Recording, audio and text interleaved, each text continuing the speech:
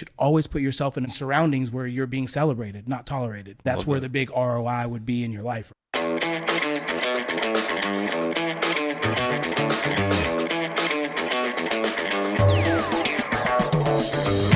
Hello there, it's me, Steve Meller, and welcome in to Growth Ready, the podcast that allows high performers to reveal the reality behind what it means to ready yourself for growth, the personal and professional challenges along the growth journey, while also allowing the high performance executive coach in me to satisfy his curiosity toward what drives optimal performance. On this episode, we welcome in my friend Larry Jackson, who by day is a disruptive medical device consultant and by night, an avid cold and hot tubber. While Jackson is so committed to personal development today, in order for him to get there, it started with his commitment to owning and overcoming his past in order to not only grow, but ready himself for pursuing his potential. Okay, so here we go, in person here at Cards and Culture, courtesy of Culture Media. I am so excited to welcome in my brother, my friend, a guy I've gotten to know now for a couple of years, Jackson James. Jackson, before we get going with our time together, as you know, I'm asking you the question that I ask everybody. What does it mean to you to be growth ready?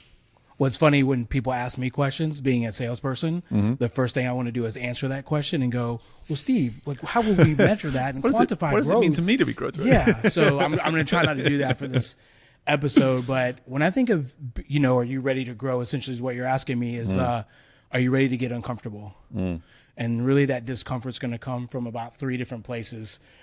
Number one, I would say, are you ready to dig down into some facts? Are you ready to be honest about where you are? What's going on with you? If we were going to chart a course, we have to have our starting point or we would never, get anywhere. So I think are you ready to get number one, uncomfortable? Number 2, are you ready to let go of people, places, and things that are not going to serve you anymore as you grow? And then I think probably, and then also we can unpack these on a macro level and then my personal level. But then the last one I would say would be, as you're on this journey, if we're going to use that analogy, are you going to be able to pivot as you grow and turn into another person and your outlook's different to say that mountaintop over there that I really thought I wanted, that's maybe a small ball goal. Yep. Maybe this, maybe that. So am I going to be able to pivot and course correct, if you will? Yeah, I love it. And immediately as we'll start to get to learn your story through the course of this discussion, to speak to these 3 places immediately, these 3 points, as you put it, of discomfort, of being willing to let people go. We're going to unpack the crap out of that because that is a huge one that we've not really navigated enough on this show. Yeah. And then finally, that ability and just awareness to pivot as and when is necessary. But before we unpack those 3 things, I want you to let our listeners know more about what you're doing today, because we're going to be taking a number of steps back in the years and kind of getting a feel of how you got to where it is you are now and what it is you're doing today. But let's start in the present, in the here and now. What is your world made up of today? Cold plunges, sauna, and work, basically. That's right. Gym. That's it. That's right. I'm probably the most boring 46-year-old single guy you've ever seen. Yeah, don't sell them too hard on listen, I just want to keep we're going to bed at 8. We're going to bed at 8, okay? That's if it happens at not after 9 o'clock, it's not happening. That's right. I do medical device sales. I specialize in what we call, I guess the buzzword now is disruptive technology. Yeah. And what that really means is instead of selling you a different, color and price, I don't know what this is, cup here, we would sell, I guess the easy way to explain it is what Uber did to cabs. Yep. Right, or to transportation and logistics in general is what the kind of products that I sell do to diseases, right? Inside of metal. So, you're not really trying to get a better price. There's not really a different fancy buttons. It's not features and benefits. It's more a consultative thing where I'm sitting down with a doctor and be like, let's look at data and things and see how we could almost change your practice a little bit and see how you're looking at it. So I've been doing that for 10 years. Before that, I fought at the professional level for about 15 years. I started out boxing. Yep. Then I got introduced to Brazilian Jiu-Jitsu and Muay Thai kickboxing. Yep. Started doing that. had a chance. I grew up in like outside Savannah, Georgia. Right. I had a chance to move to San Diego when I was young, turned pro, and got into MMA, Brazilian Jiu-Jitsu. Still kind of a passion and a hobby of mine. And so that career actually led me, working at a gym actually led me to getting into medical device sales. Right. So, but before that, I'm just from a small town boy. Yep. In outside Savannah, Georgia. Yeah, we're going to get to that, the whole upbringing part of this. But I think what's really interesting straight away, you talk about how you answered what it means to you to be growth ready from a place of being uncomfortable, getting rid of people that you need to get rid of, and a willingness to pivot. And you talk about disruption in the work that you're doing today. And again, I've been made privy to a lot of this world from the pharmaceutical side with my wife working in pharmacy. And so for me, I understand that a big part of that approach is a willingness to meet someone who's probably immediately not going to want to talk to you. And there's that discomfort immediately. And this is kind of where I'm going. Like so much of your way of answering that question speaks to the work that you're doing every single day. Because again, I'm sure as you go on, there's a numerous amount of times where you approach someone and you say, you know what, they're obviously not for this. They're not about this. So maybe that's a person that I need to let go of. And then there's an approach part of this too, where you say, I got to pivot. I got to pivot at some point and maybe try this a different way. And so I'm just curious, like, as you answer that initial question and you look at the work that you're doing today, how much are you having to show up with that mindset of how you perceive growth in the work that you're doing now? Yeah, so it's interesting, when you first meet with it, I have this saying, like, I don't need my customers to like me, but I need them to respect me. Yeah. Right. And so getting somebody to change their behavior and get uncomfortable with you means you have to have a lot of honesty, a lot of vulnerability with them, a lot of empathy. And I think that's how I take those, if I'm answering your question correctly, how I take those tough customers who don't necessarily want to even look at change. It makes them uncomfortable to think about making a change in their practice. I think the one thing that we don't talk about in this country enough is how overwhelmed the healthcare system is. So if I go into a surgeon's office and I'm like, hey, I have this new way of doing things, and they're like, I'm barely, like, the water's here. Yeah. I'm barely doing this. You want me to change? Yeah. And you do that through like bringing value and being a consultant and bringing information about their disease. But like, even inside of, when I'm working with a customer, there is a big thing of like, are they ever going to get it? Are we ever going to get on the same page? And am I investing a lot of time with this one person? And it can be in your personal life, your professional life, when they're, and this is a huge lesson that we'll unpack in a minute, about my life and where I'm at right now, is that like, I'm investing all this time trying to make this thing fit when I could just pivot and go take someone who, really believes in our product, really believes our mission, our process, and dump all my energy there. And where would I have the impact? Obviously with the person that I would be, that's already halfway there. Like there's I'm going to get another tattoo here. It's going to say celebrated over tolerated. Right. And you should one of the kind of core tenets that I'm learning right now is like, you should always put yourself in a position where, and surroundings where you're being celebrated, not tolerated. I mean, that's where the big ROI would be in your life, right? Yeah. And wow, what a wonderful way to actually articulate that at the very end when you talk about the ROI component. Because in my world of coaching, one of the hardest things to get a person to see is an ROI, because it's just like, I can't hold the result in my hand. I can't hold personal development, the result of it in my hand. And what you're saying here is, hey, what would it feel like for you to walk into your place of work knowing that you're more likely to be celebrated than you are tolerated? And that's a feeling. The return is a feeling, and you can't grab that. You can't hold it. You can't show it off on display, but you can feel it. And I'm hearing that you sort of, the price that you're kind of, the value that you're putting on that almost oversees every other part of what it is you sort of value in your world.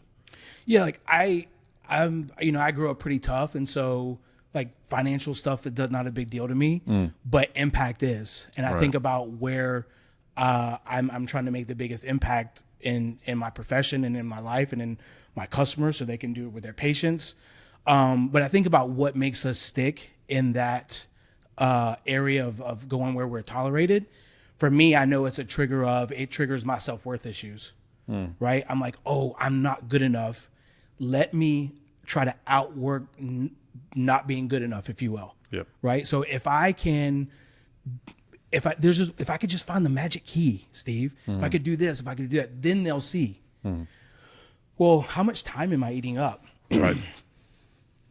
So whether I could be over here with this other, whether it's a romantic interest, it's a friend, it's your, for me, it's a customer, whatever it is, that like they're there and they just need me. They need more of my time. Right. So where do you get the biggest ROI? Obviously where you're celebrated. Yeah. Yeah. That's going to be, I feel like, a reoccurring point that we make now throughout the conversation. But you already went back to that upbringing that you had there in Savannah. And it's funny because we're going to, we just before we press record here, we were making fun of your transition from coming from the Cali life to the Louisiana life. And here you are, man. You're a little Southern boy. You're a little Southern boy, Savannah, Georgia boy, right? So I drink sweet tea. There you go. I do it. I have cookies. You're talking to not biscuits. Yeah. Let's leave the British versus America content out of this. But the part that I really want to now go to really is just, and this is where we're going to hugely dispel your insight around you being boring. We're about to learn a little bit more about your journey that brought you to this point. Let's go back to that upbringing there in Savannah in the sense of, tell us a little bit about the formative nature of that time in your life and what that did for you. Yeah. I guess before I answer that, I'll make a crazy point, and we're going to unpack all this during this conversation, is that if you would have told me a year and a half ago when you and I first met that I would come to Baton Rouge, Louisiana after living in the Bahamas, Thailand, Hawaii, San Diego, and this would be the place of the most growth, love, acceptance, healing for me, I would say, you're crazy. Right? But yeah, I grew up pretty tough. I'll just get into the nitty gritty of it. A little bit of one of those, sad Lifetime movies. My parents kind of into the drugs and mental illness and all the things, a little bit of poverty there. My dad died when I was 4. My mom had already had an extremely tough time. And so, so he dies when I'm 4. My mom's sister dies like a year and a half later. And then she goes to prison when I'm like, I don't know the years, but I'm like in the 2nd and 3rd grade. Gotcha. She came back from prison and I was the focal point of her rage. Justifiably so. Like, my grandfather had a truck stop. He prostituted her out of this truck stop. Right. It's intense. Right. Yep. And I just became that focal point. And it was pretty tough from the time. And then she died when I was 13.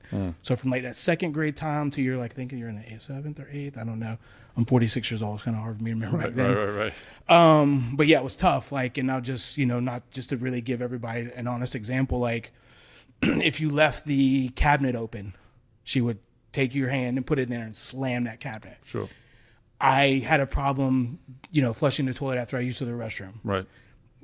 If you, like, the 2nd or 3rd time I did it, she pulled me in there. I took the feces out and I was told to rub it on me, and I had to go sit in my closet or whatever, and with a little beating there. Right. And it was just, you could never do anything right. And it was really tough.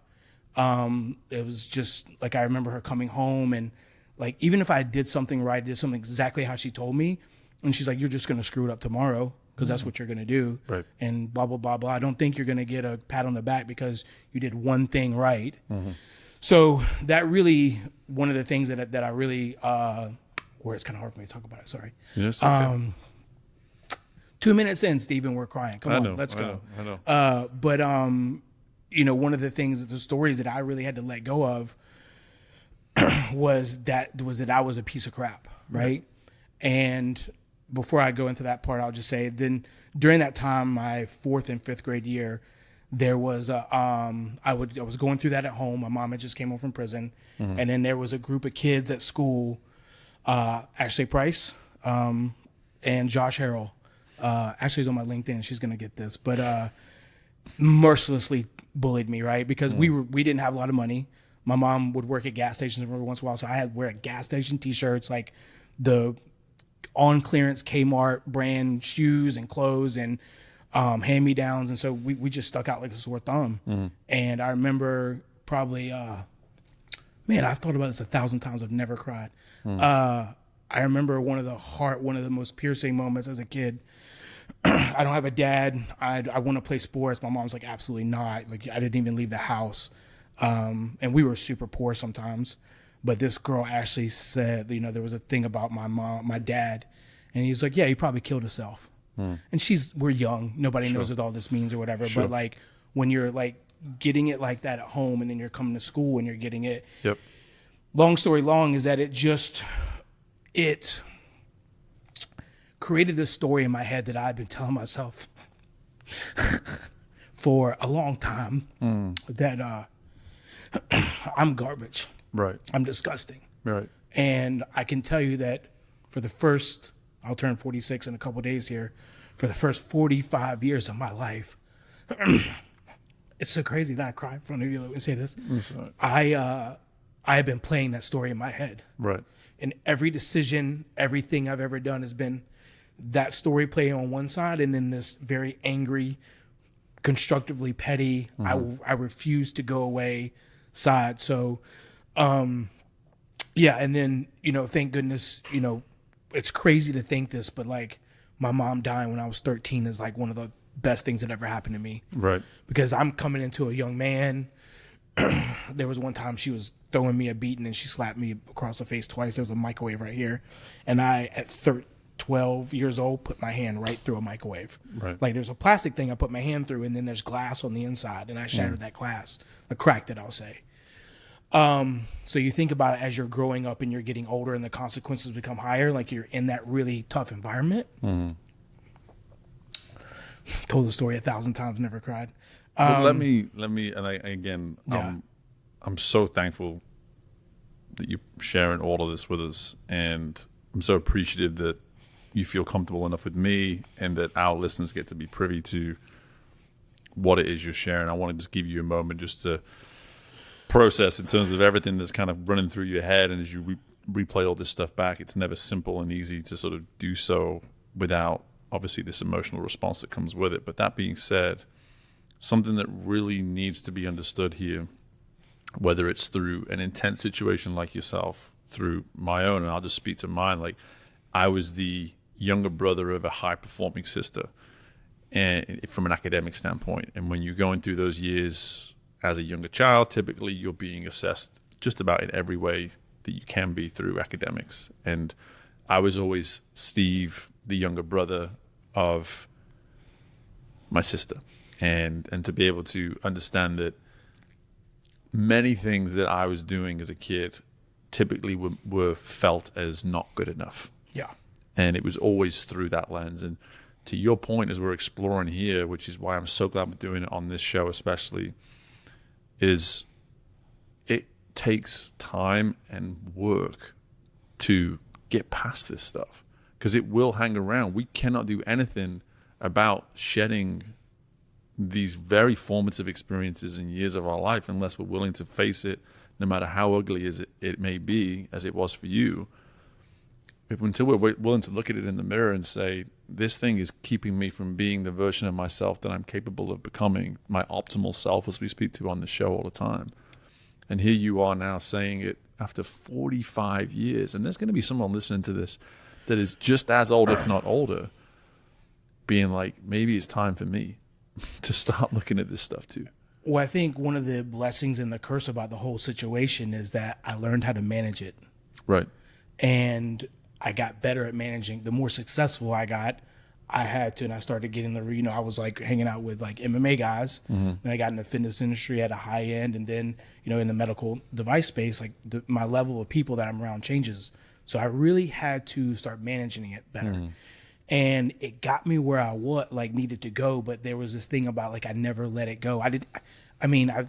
During the therapy that I've been doing, I never even realized I thought, and I think you and I had this conversation when you first started coaching me about like, I'll do anything but change the anger, the hate, the pettiness. Yep. And you're kind of like, you really want to hold on to that? And I'm like, when you're living on the street and it keeps you alive, you're definitely scared to let go of it, right? Yeah. And so when you think about that, it's like, how long do I want to hold it? But also I have to be very honest with you and say, there's a reason I get up at 3:15 in the morning. right? There's a reason that a guy that has no business in medical device sales from a resume look on paper is, come close to winning President's Club a couple of times. Right. I just got a promotion. You liked it on my LinkedIn. That's right. Who companies will move from San Diego to Hawaii to Baton Rouge because I'm that skilled, right? Yep. So what caused that? It's that thing, right?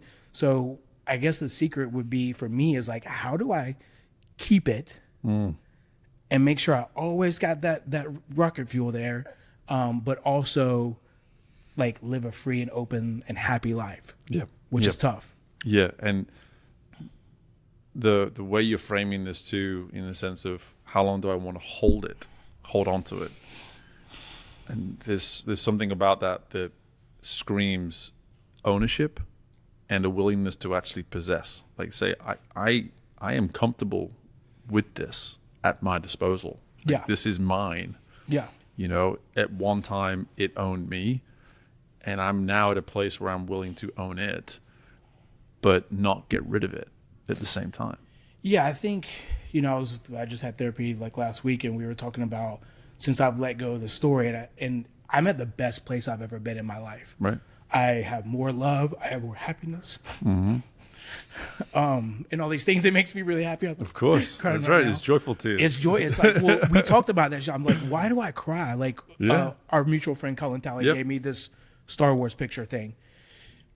And I have my R2 mug. Yeah. I broke it.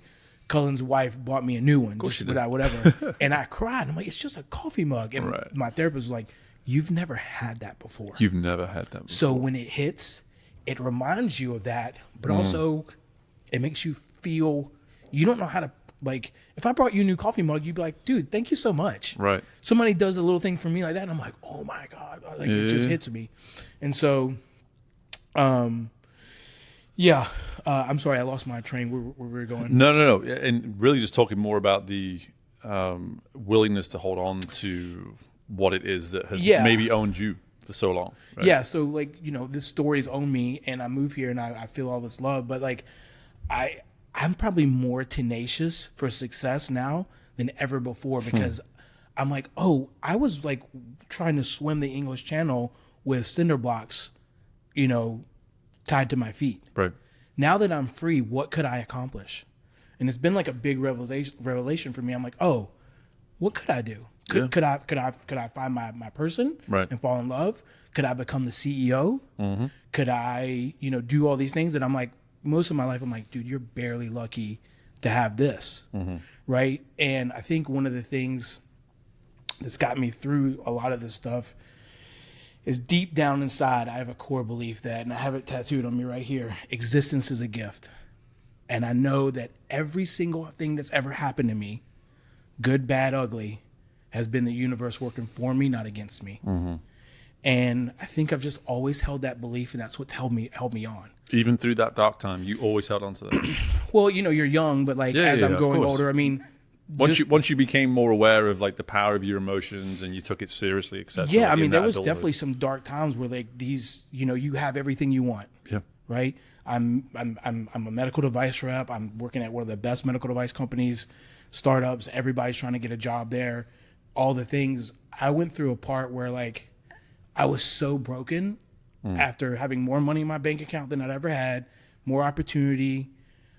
I would lay down, and usually these stories, the story of how disgusting I was, would kick in as I laid down, because I could manage it with working out and working hard and all these things. So going through COVID in Hawaii was so deadly for me because of a 9-month stay-at-home lockdown. Yep.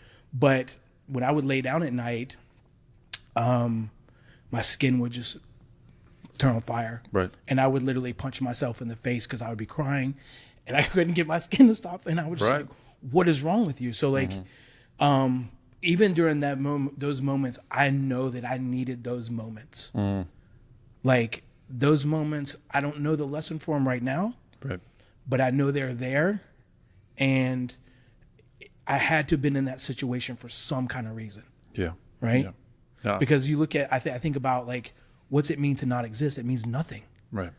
So everything on this planet, every moment of my life, I have to be grateful for, because without existence, there's nothing. So which one you want to do? Right. And I think no matter how tough it is, existing is better than non-existing. Remember when he said this would be boring, everybody? Do you remember that?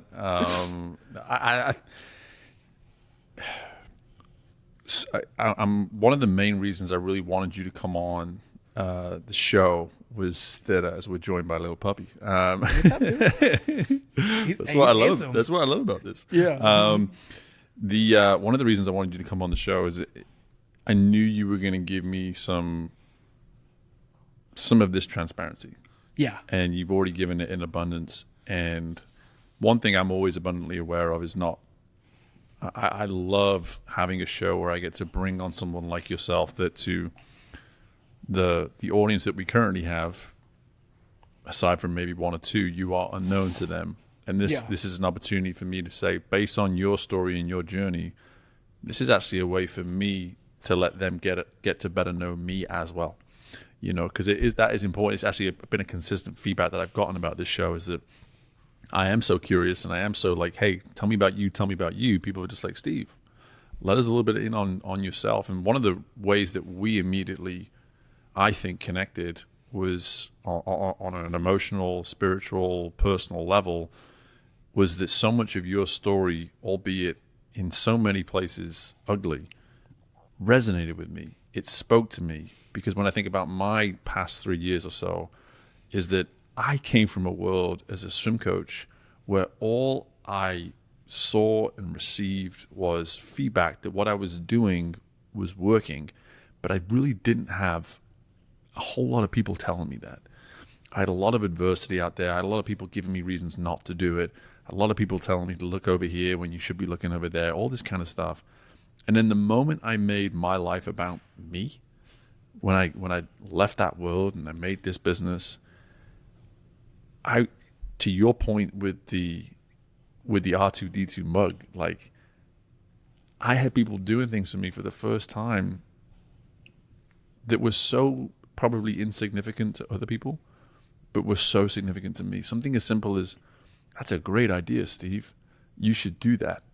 And I was just like, wait, what? Like, you believe in me? You believe what I'm trying to do? Yeah. And this goes now, where I was trying to go with that was transition to that second part of that 3-part answer that you gave us at the outset around people. Yeah. And the need for us to just be simply aware, like, hey, who is serving this growth that I want to see in myself and in my life, and who's not? And I'm curious for you as you look at like this transformative 1.5 years that you've had in Baton Rouge, believe it or not, of all places in the world, you found it in Baton Rouge. Talk to me now about what the role people have played and what you've learned about the importance of having the right people in your corner over this time. Yeah, I mean, to be very honest, as tough as I've had it, I've been blessed to have wonderful people in my life. I will tell you, Cullen Talley, sure, right, who's our mutual friend, who we got just introduced together. His wife, Lauren Talley. I don't know if you've ever met Lauren before. Maybe a couple times. Wonderful. I mean, wonderful human being. Like, I don't know if I'll ever get a girlfriend or get married now, because if you're not meeting that standard, if you're not Lauren Talley, that's tough. You got to go. And she's a special person. But just like to show you like how we were talking about how big of a deal that meant, we were having dinner one night and she's like, I need your location. I was like, my location? I'm a grown man, right? Like nobody's ever, I've been doing this since I was 13 years old by myself. Right. And she looks at me and she goes, you drive, I get up, I'm driving all over the place. She goes, you live alone, you travel a lot, anything could happen to you. Mm-hmm. And that was like somebody taking my walls and just a wrecking ball through it. Because nobody, listen, I got wonderful people in my life, but nobody had ever done that before. Yeah. And so, coming to Baton Rouge, getting into therapy, I always say that there's really not that much. I don't really consider myself super talented, super awesome, super anything. I've just been really lucky and have special people take an interest in me. There's a doctor that I call my brother. Mm-hmm. He lives in San Diego. He has a fiance. That's my sister. And these people, without them, I'm not sitting here today. Right. And that relationship has grown involved in a lot, and it's been very difficult because I've been in this hyper stage of growth and they're doing their things and we have challenges. But I'm curious though, like as you're talking through this now, what is it that you did when you think about those really significant relationships that you're fortunate to now have and that you've built? What is it you had to do as an individual to welcome them? Well, that's been really hard. I think I just had to show up. Yeah. I think a blessing and a curse that has happened to me, and I've realized this in the therapy and the work that I've done in the last year and a half, is that if you think about relationships like a tree, Yeah. you have your leaf people who they're going to come and go. You have your branch people, you have your base people, you have your trunk people, your root people, right? And I have tried very hard, and I've made leaf people, branch people, and I've made trunk people, root people, right? Whether they liked it or not, like, Right. because I didn't belong. I didn't have this thing, and I'm just trying to stick anybody who will be nice to me in there. And through that, I think that there's a lot of people, there's some people in my life that, like, we never expected to have the relationship we have, and it's super difficult, but I just poured so much love into it. How dysfunctional my love may have been at the time and still can be, Right. is that, like, and in gratitude and appreciation and showing up. Yeah. Right? Because, like, they mean so much to me. That coffee mug means so much to me. It's just a coffee mug. Right. But it's the energy that I bring with the coffee mug, with this doctor helping me get my career started, with his fiance, who's my sister, like, her helping me, like, you know, all these different things. Like, I think the way that I took it being so big made a space in their heart. And they were like, well, this dude's special. He's going to show up. He's going to go the extra mile. Of course I'm going to put my wagon in him. Yeah. Yeah. Show up. Like, that is, I'm such a fan when we can capture it in just a word or two, and to allow people then to add their own definition to what that means to them. But I appreciate your interpretation of what you mean by show up, because it's two-sided, right? That's the beauty of the relationship, is like when we take show up and we execute it correctly, it means that, one, we are always going to be there. Yeah. But two, and you spoke to energy, it's like we're gonna have an energy to where if and when these people are able to get to us, we want to be receptive to that. We want to say, listen, this works for me. This is great for me. We don't want to push those individuals away because they're seeing something potentially in us that we ourselves aren't able to see, right? Yeah, and, like, you know, my sister Kristen, like, she invited me to Christmas for years, and I wouldn't go. Right. And now we just kind of got into a little tiff over Christmas that, like, nobody invited me for Christmas. And she's like, what? And I'm like, sorry, I just got here. It's like okay? boy cry wolf. Yeah, exactly. Like, sorry, I don't know what was going on those other years. Blah blah But blah. I want to come now. But what did happen though is, and this is like the thing about, like, going where you're celebrated and tolerated. Not that my sister and brother in San Diego tolerate me in any way, shape, or form, but, like, things change, things move on, we grow. They got their life, I got my life. The Christmas I had with the Tallies was maybe one of the best Christmases I've ever had in my life. Because they opened up a space for me, right? And to be honest, that space has been really hard because, you know, I'm thinking about the old me and the old ways and my old life, and I'm desperately clinging to that. And there's this family of just, you know, this is not the How Great the Cullen Tally Family, the Tally Family is podcast, but, like, oh yeah, he's like putting this all over his social media. He's like, yeah. But they're just, we went to Nashville for Lauren's birthday, Lauren and Riley Reed, and, like, you sit around and you look at them and they are an A+ family. Right. They're that 1%. It's messy. They love each other. It's open. It's honest. And so as they're creating a space that the person I'm turning into is would be a match for that energy, letting go of just on a distance level, just life is hard level, like, it gets clunky and complicated in schedules, letting go of those things. And I'm not that I would ever let my brother and sister in San Diego go. But just transitioning into that place.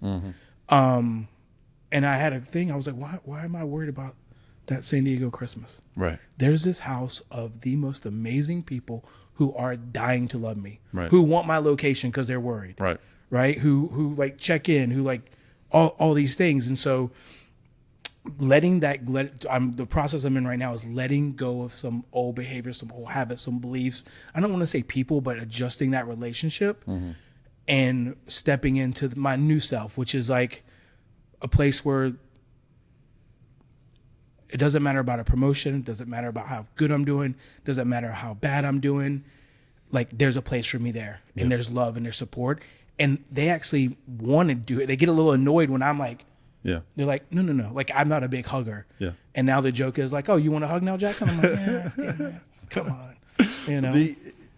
Another piece of the showing up in the relationship is like the environment within which the relationship exists. Yeah. Like it's not just the energy within the relationship, it's the energy you're almost surrounding the relationship with too. Yeah. Because I'm hearing that. And you while you articulated that through the Tally's family environment, at the same time, it's like, think about that in your place of work. Think about that in all aspects of your life, within your business, whatever it may be.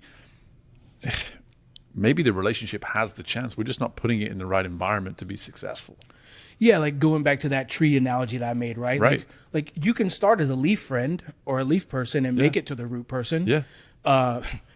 I get attached, like as much as I try to make myself out as a grumpy old hermit who wants to go to bed and be left alone. I love people. Right. I love them. I want them to be their best. I'm willing to do whatever I can for that. And so, sorry, re-ask me the question. I just lost my train. No. Just like for the environment that we create for the relationship to exist within, like the importance of that. Yeah. So like, you know, well, I guess we're going back with regards to the Tally family, is they just had the room. Right. And I was just the timing of, like, a lot of things sorry, I'm going all over the place. You're good. We're talking about the root thing, right? Yeah. You can start as a leaf, and then make it in, and there's a timing. And in each one of those stages, you're going to learn more about each other. Yeah. And the relationship's going to grow and develop and foster. Right. So like creating that space, I guess I would say is just about meeting the relationship where it's at. Yes. Instead of, and this is something I desperately struggle with, is like, well, like, what do you need? Like, how can I create a space that you're comfortable in that I can feel as well? Yeah. And a lot of times when I was dealing with this hurt, I was just like, no, like, I hate 90% of the planet. I love you.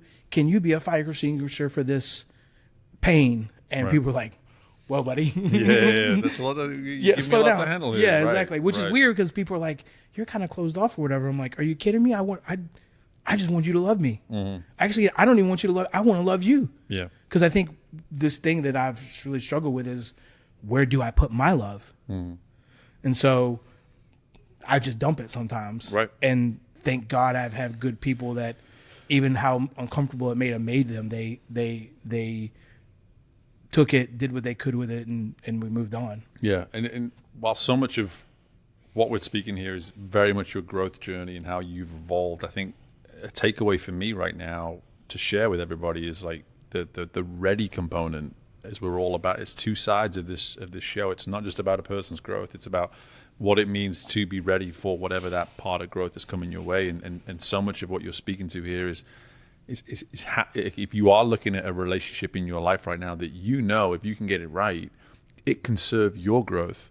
Start with just simply looking at the relationship as its own entity, not the person that you're in the relationship with, but looking at the relationship as a component, because that compatibility, that connection is its own energy as much as the person that you're in the relationship with. Because again, love my wife to death, but we have our days where, for whatever reason, we're off.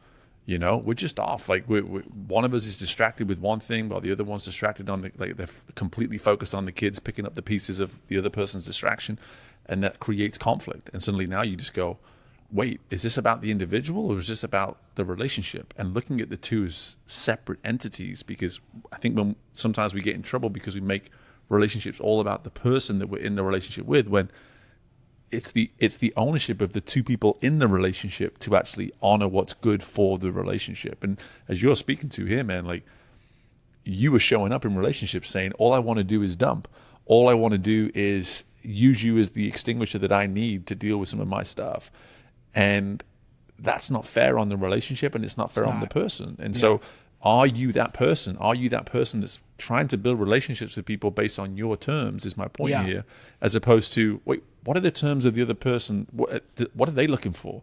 Firstly. And secondly, if we get that right, then the relationship has a chance. The relationship can blossom and become its own thing, because we're both getting out of it what it is we want to put into it. Well, I think we'll go back to that first comment I made, celebrated and tolerated. Right. Right? when you are in a position, and we've all been there, where there's just a mixed match of where the relationship is. Like a cold hard truth that somebody, Cullen Talley, said to me the other day is like, dude, sometimes people care about things on different levels. Right. And you're like, it was like sink. Yep. Right. And there's no malice behind that. I mean, No. but just like priorities, all these other things. Yeah. And so, like if you get in these situations where one person is dumping or cares about it too much and you're not kind of meeting each other where you're at, is essentially what we're talking about.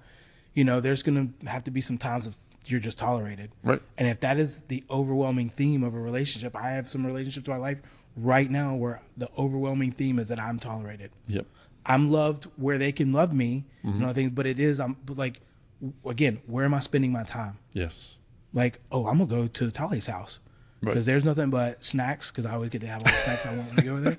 So there's snacks, there's soda, there's hugs, there's a puppy that so like, there's nothing wrong with all the other things going on, but like, why not just go charge my battery there? I love it, man. I just talk about something to take away that's so short and sweet and simple to hold on to, is for you to check in as you go through a day, through a week, through a time in your life, and you feel in some way alienated or alone or frustrated. It's like, hey, where am I celebrated, and why am I not spending more time there? Exactly. Like that is such a beautiful insight that so many can learn from.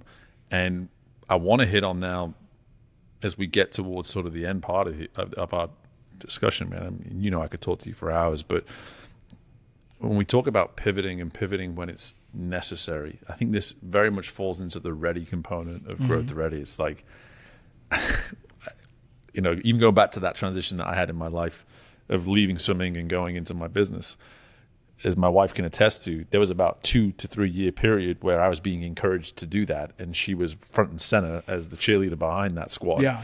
And then I finally did it, and it all came out as like wow, this seems a bit sudden. And my wife's like, I've been banging this into your head, and you're acting like this is like some epiphany that you've just had and all this kind of thing. And it's just like, well, I needed to be ready for that transition in my life. I needed to be ready to make that pivot. Yeah. And so when you think about that now from your perspective and some of these significant decisions that you've made over the years, how on earth have you navigated that readiness that comes with those moments, that not only knowing you need to pivot, but then following through with it too? Yeah. So I think about what got me into fighting, right?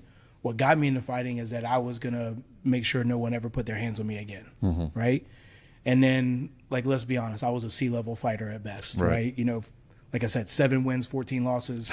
It's not the best. Stats don't lie. UFC is not calling. Dana White does not have my phone number. Right. But then I think, like, getting into medical device sales, and I think, like, losing that dream I had of being successful at that made me ready and hungry, that I'm like, when I got the bug for this and realized that I had some talent that I could develop and move forward, and I had some really great mentors in my life, I thought to myself, I was like, I'm never gonna like let another dream lose.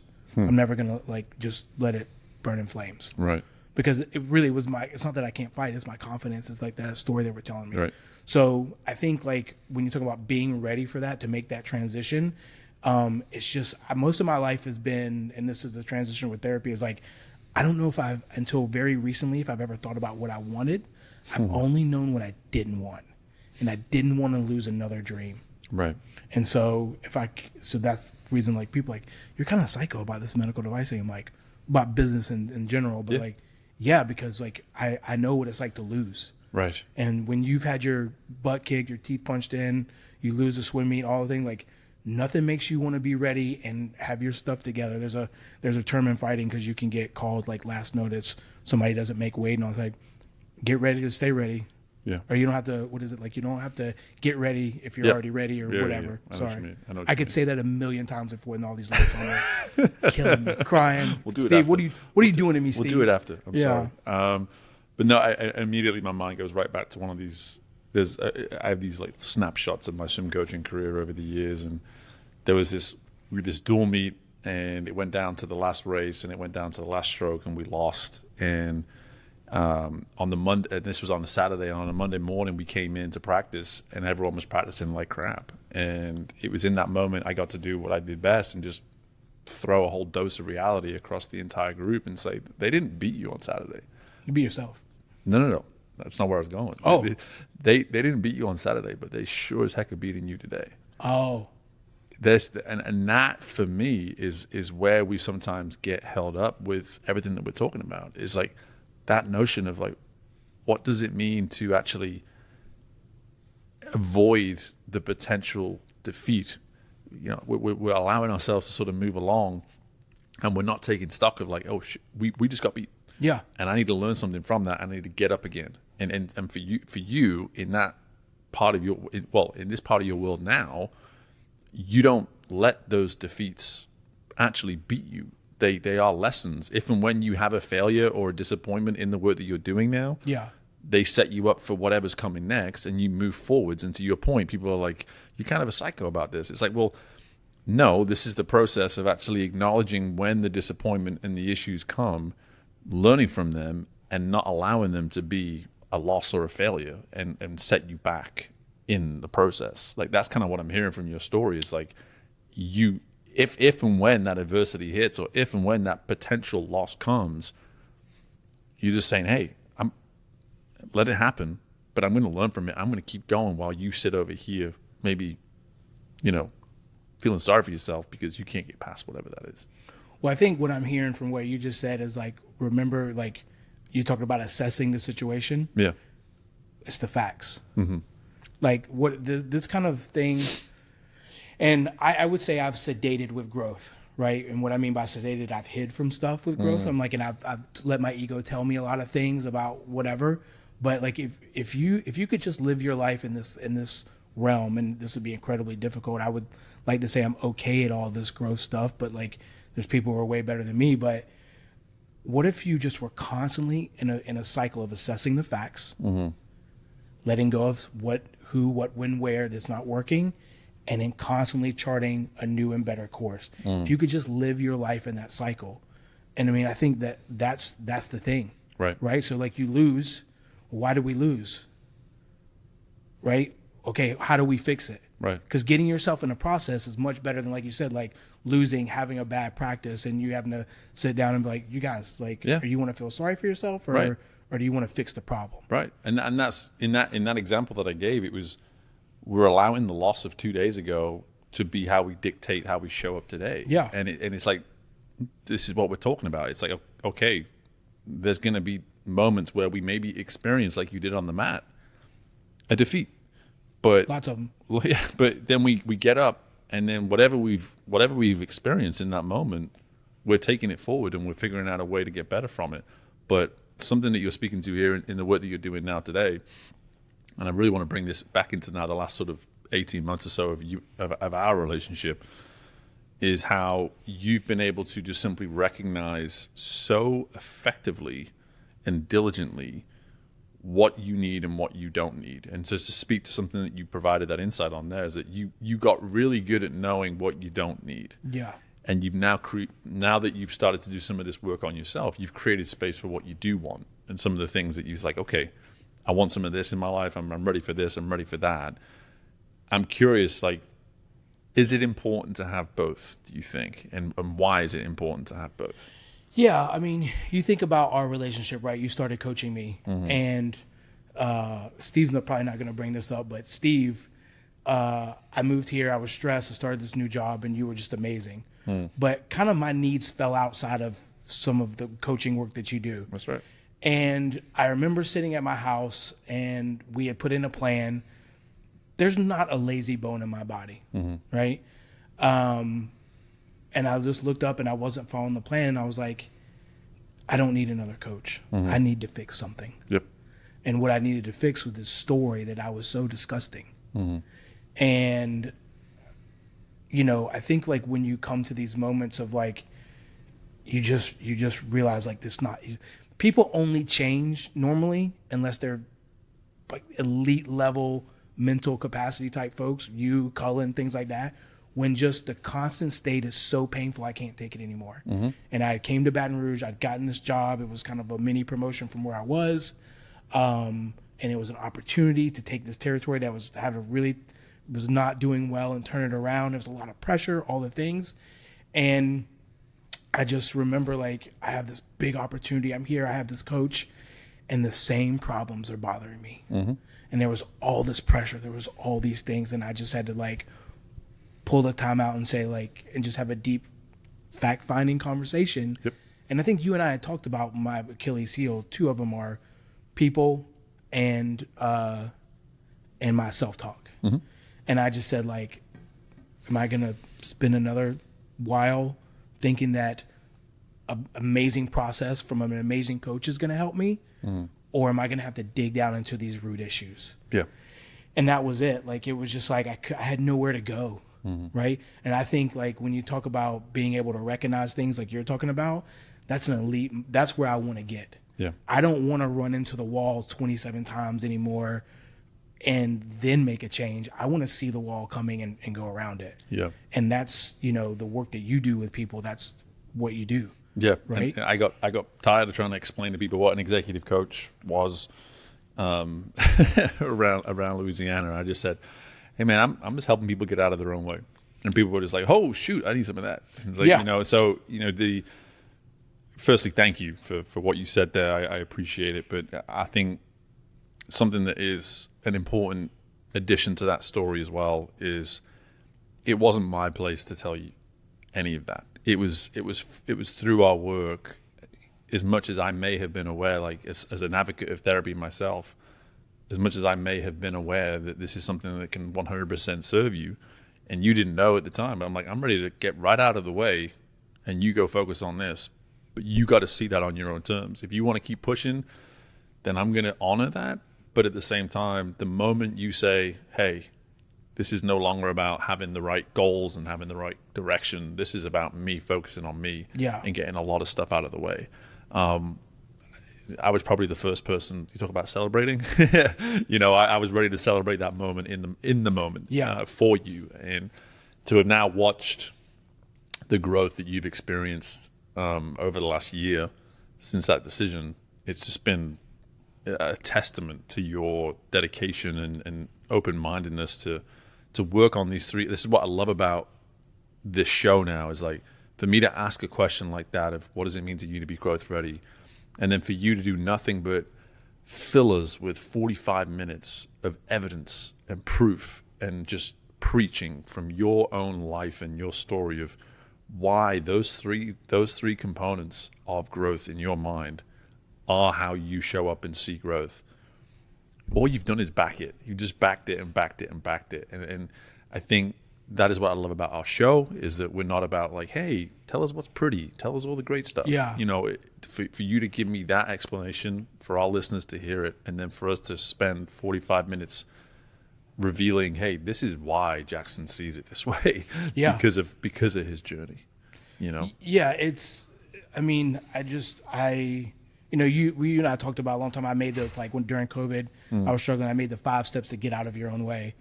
And if you really refine that process down, it's these 3 things. And there's just the person that I am when I'm living in the truth, in the facts, no matter how, you know, we call it collision, right? If you and I are going to have a disagreement, collision. Well, if you get in a car wreck, what's the first thing you say to someone? Whose fault was it? Wow, Steve. Are you okay? Yeah, there you go. I was like, whoa, that wasn't the Steve answer. Like, this big, loving guy that's always trying to hug me. Like, man. I want to make sure you're on your toes. Keep it sharp. Yeah. So, but if you start there, right, then, and you're like, are you okay? And that's with other people. That's with yourself. Right. Like, we're going to be okay. And you dig out into those facts, and then you assess, like, hey, this relationship, this habit, this food, like so many things cannot serve us. And if you're constantly moving those things away, and then you're constantly course correcting, like, what's possible? And I know when I'm living in that cycle, my life is just, my day-to-day happiness is just immensely better. Right. And then, but the difference is like, it's like up and then it's down. When I'm not, I'm like, oh, I'm a wreck. And that's the to really start to bring this to a head, like you were saying, like you strive to have that moment where all you know is what you need, all you know is what is good for you. Yeah. Through those many moments where you've hit walls head on, it's led you to this moment now where you have this intuition where you can see the moment that something's off. You can do your immediate course correction, check inwards, and say, okay, what are the things that allow me to show up as optimal Jackson? Which one of those things am I not doing right now? Okay, cool. There's my solution.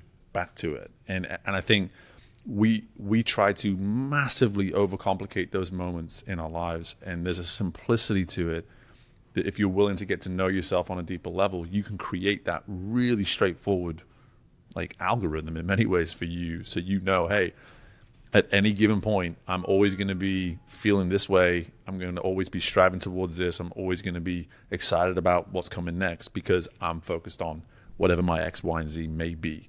And I'm just hearing that, and you are right where you need to be because of that, Well, I appreciate that you think I got it down like that. I do kind of bing that wall. I don't run into it anymore, right? But I do touch it a little bit, and I go, let's adjust. Let's take a left here, But yeah, I think that's what I strive to is get really close to like, just deeply living in that cycle and not get out of it. Yep. Man, listen, I'm so thankful we got to do this. I think there's going to be a lot of people in your world who, as much as they know the story that is you, are going to be so excited to hear how it has formed you up to this point, but also how much the last year or two has done that as well. But at the same time, just to kind of make this about our audience as well, please don't tell me that you can't listen to this and not in some way resonate with parts of Jackson's story, because this is what I love about the work that I get to do and what we get to do on this podcast is we get to highlight stories that otherwise wouldn't be highlighted. And don't let this opportunity that you have provided as Jackson be wasted by not acting upon some of these insights that you have maybe resonated with you as you've listened to this today. So I thank you for your transparency and vulnerability. Fact of the matter is there's not enough of it in this world, and I'm always trying to be an advocate for bringing more of it onto the show. But dude, I ask this to everybody that comes on, like, let people know, how can we reach out to you? Maybe you spoke to somebody today that you wouldn't even have thought is going to reach out to you. If someone wants to reach out to you and just say, listen, loved everything you had to say, just want to be an advocate, cheerleader for Jackson moving forwards, how does someone reach out to you? Yeah, I guess I'm not like kind of not in that social media world that big. Putting you on the spot. Yeah, so I guess you could just you could find my Instagram, which is Plunge Talk with Jax, JAX, because I'm a huge cold plunger. Yes.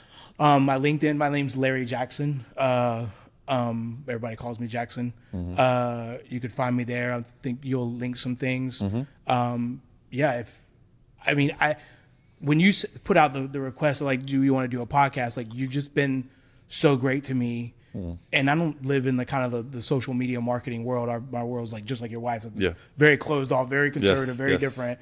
But I was like, I could not at least ask you because you've been, and so I guess this is my moment to thank you. We make jokes on Instagram about, the kids getting the goals and the right goals. And Steve and I have a pretty funny thing going.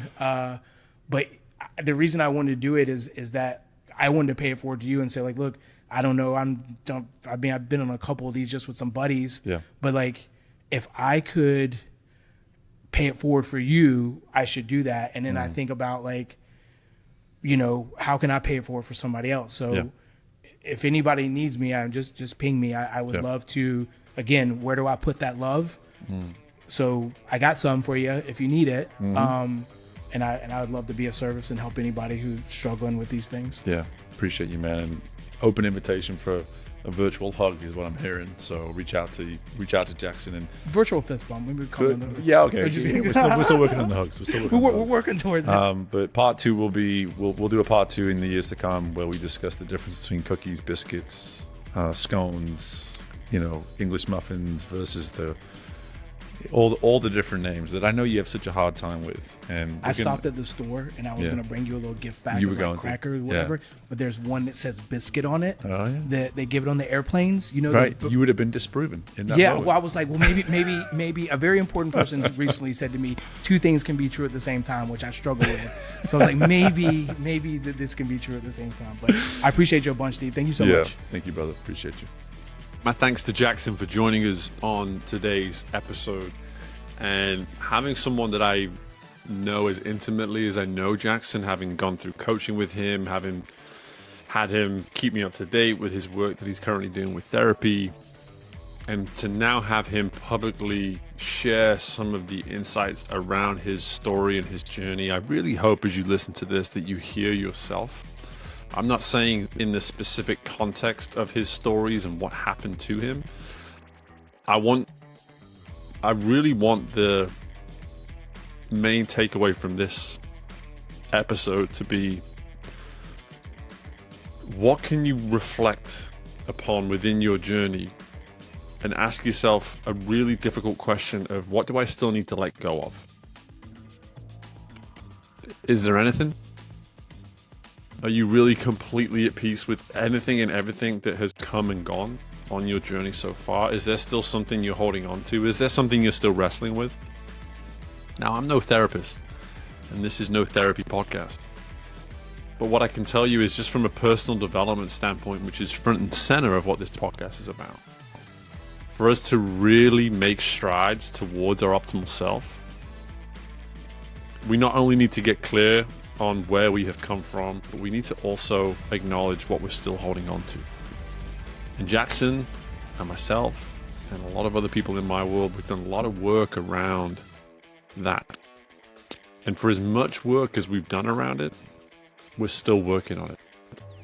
So my challenge to you is to not only reflect and think about your journey, the emotional moments, the pivotal moments, the true moments that activated where it is you are today.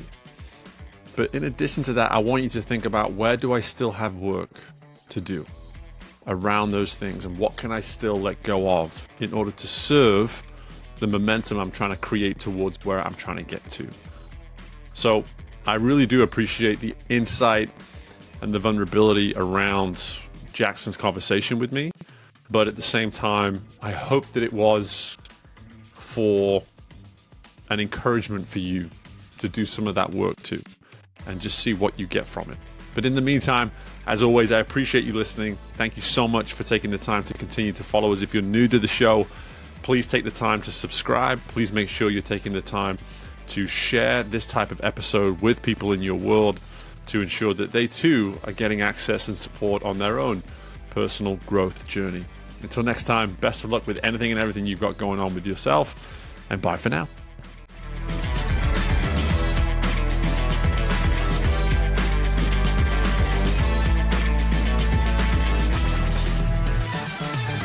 Thank you for tuning in to Growth Ready.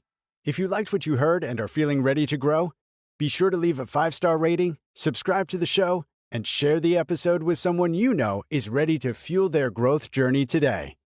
We love our community, so don't hesitate to reach out to us at podcast@growthready.com. And until next time, we are Growth Ready, and you will be too.